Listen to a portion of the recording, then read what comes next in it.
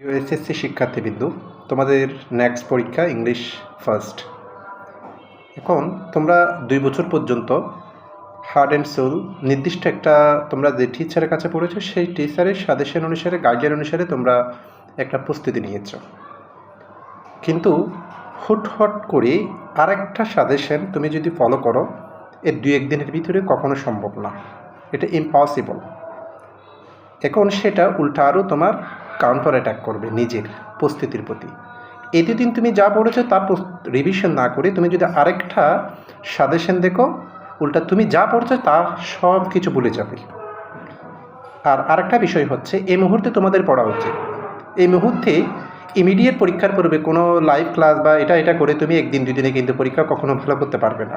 এই জন্য এতদিন যা প্রস্তুতি নিয়েছো যেভাবে, সেটার উপর ভিত্তি করে নিজে পড়ো। এটাই হচ্ছে সবচেয়ে বাস্তবসম্মত প্রস্তুতি।